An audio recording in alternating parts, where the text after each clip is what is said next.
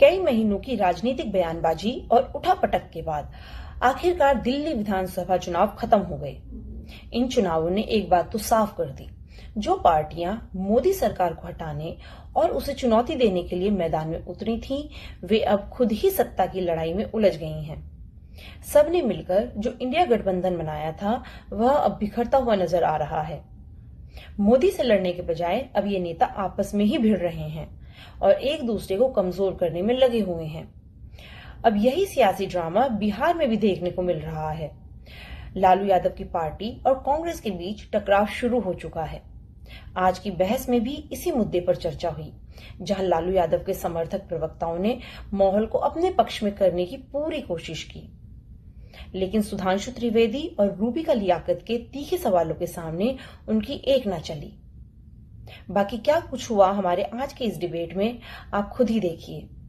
मैं कह रहा हूं आम आदमी पार्टी और कांग्रेस पार्टी वैसे ही एक दूसरे से गले मिली हुई थी 6 महीने पहले और अब वैसे ही लड़ रहे हैं।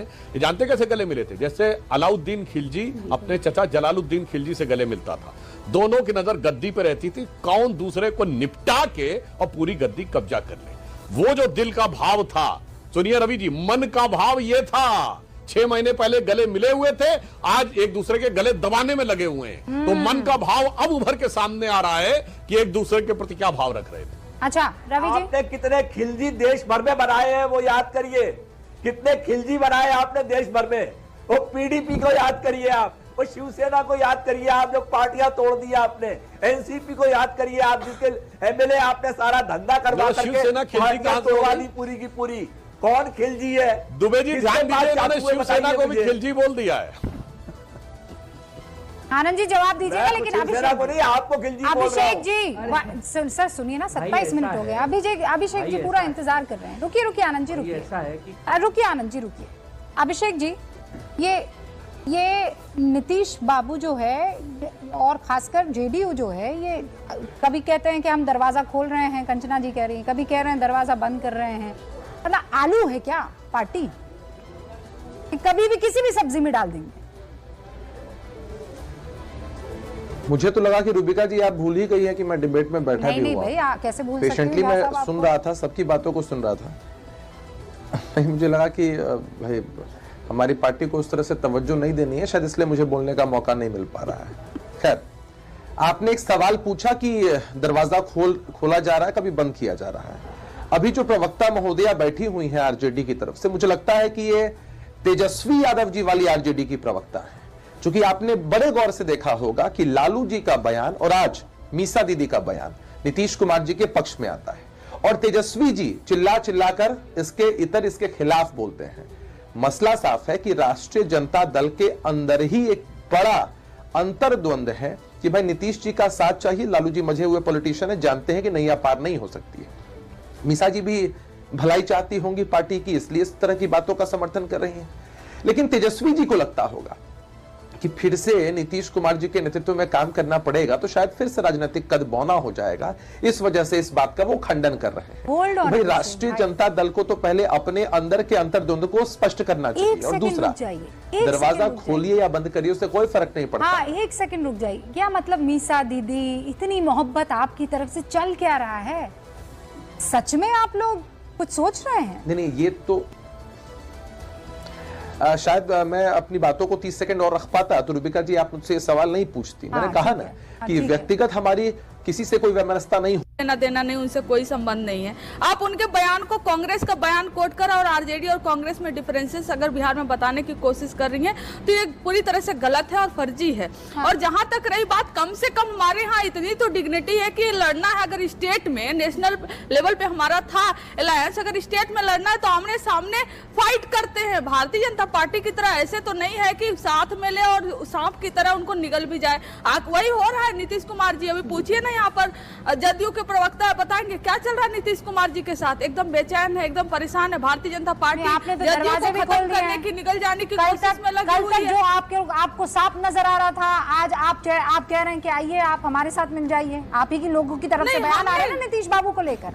अगर आपको इतनी एलर्जी है तो फिर उनके लिए दरवाजे खोलना बंद करना, मतलब एक बार क्लियर कर दीजिए ना। देखिए, खत्म बात, अब नहीं जाएंगे आगे। लालू जी और नीतीश जी के रिश्ते हमेशा अच्छे रहे हैं और उनके लिए दरवाजे हमेशा पर्सनली खुले रहे हैं, पर्सनली दरवाजे खुले रहे हैं। वो चाहे कोई त्योहार हो चाहे कुछ हो, इसमें आप आहा हो करिए। दोनों भाई हैं, एक बड़े भाई हैं, एक छोटे भाई हैं, और राजनीति में इसको चाहे जो कह रहे हैं दरवाजा खोलने का मन नहीं कह रहा और आप कह रहे हैं करते रहिए। अरे तो आपकी पार्टी में हो रहा है। सुधांशु त्रिवेदी जी की इच्छा है कि जदयू को खत्म कर दिया जाए संपूर्ण रूप से। उसके लिए वो बी प्लांट सी प्लांट अगर लेकर आएंगे तो भाई जदयू पूरी तरह से निगल जाने की कोशिश कर रहा है। ऐसे में बार बार आप लोग भी पूछ रहे थे, हमने बिहार से मैं इंडिया गठबंधन की बात कर रही हूँ।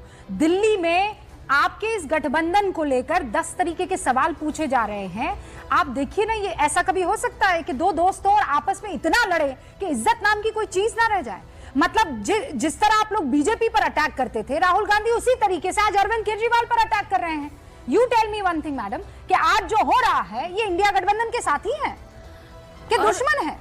रूबिका जी, आपको एक स्टेटमेंट याद होगा जब यहाँ भारतीय जनता पार्टी के जो भी डिप्टी चीफ मिनिस्टर हैं बिहार में, वो कहते हैं नीतीश कुमार जी के लिए, सुनिए नहीं, हम बिहार की बात आज रखना चाह रहे हैं। कहते रद्दी माल हो चुके हैं। हम करेंगे नहीं पैन इंडिया, हम क्या कह रहे हैं? हम आमने सामने लड़ते हैं। अरे इनकी तरह थोड़ी ना है कि सांप में पास में भी रखते हैं और बगल वाले दूसरे पॉकेट में छुरी भी रखते हैं। मौका जब मिले उनसे उनका अपना बेनिफिट भी ले, सरकार भी बनाए, फायदा भी उठाए, और जब मन हो तो चाकू निकाले और उनके गले में घोंप दे। हम ये नहीं करते। हमें लड़ना है तो हम आमने सामने लड़ते। इंडिया आज बना था नेशनल पॉलिटिक्स और हमने तानाशाही खत्म की। स्वागत है आपका गूंज में। अभी कुछ देर पहले आपने प्रेस कॉन्फ्रेंस की, लेकिन जो प्रेस कॉन्फ्रेंस आप कर रहे थे, कुछ ऐसे ही तीखे तेवर जो है वो राहुल गांधी भी अपना रहे हैं। मतलब एक बार के लिए समझ में नहीं आ रहा है कि चुनाव में जो है अरविंद केजरीवाल को ज्यादा खतरनाक तरीके से कौन अटैक करना चाह रहा है, सुधांशु त्रिवेदी या राहुल गांधी? देखिए, मैं थोड़ा विलंब हो गया प्रेस कॉन्फ्रेंस की वजह से आने में, पर एक बात हम कहना चाहेंगे कि ये जो इंडी गठबंधन में आज हो रहा है ना रूबिका जी, इन लोगों के बीच में कोई कॉमन पॉइंट था ही नहीं।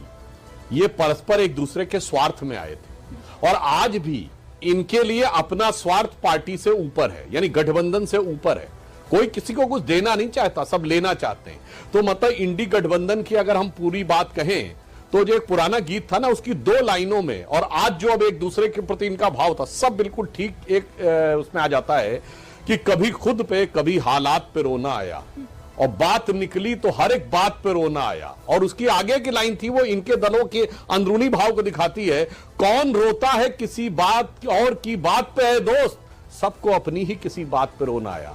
तो केजरीवाल अपने स्वार्थ में थे, राहुल गांधी अपने स्वार्थ में थे, आज समाजवादी पार्टी अपने स्वार्थ में थी, और ये तो बिहार में भी आरजेडी अपने स्वार्थ में थी। सबको लग रहा था एक फोकल पॉइंट है, एक कोर वोटर है, उस कोर वोटर के माध्यम से हम सत्ता तक पहुंच जाएंगे। वो डिवाइड नहीं होने पाए।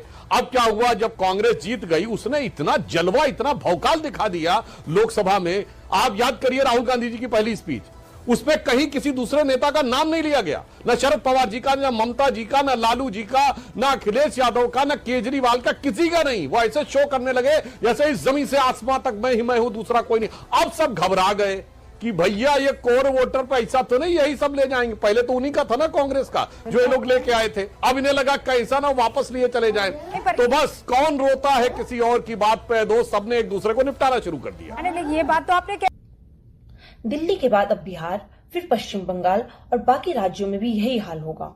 जो नेता एक साथ मोदी सरकार के खिलाफ खड़े हुए थे, अब वही एक दूसरे से लड़ रहे हैं, एक दूसरे पर आरोप लगा रहे हैं और सत्ता की लड़ाई में एक दूसरे का गला काटने में लगे हैं। आपको क्या लगता है इस पूरे सियासी घटनाक्रम के बारे में? अपने विचार कमेंट में जरूर बताएं। और हाँ, ऐसे ही और वीडियो देखने के लिए चैनल को सब्सक्राइब करना ना भूलें। जल्द ही मिलते हैं एक नए मुद्दे के साथ। जय हिंद।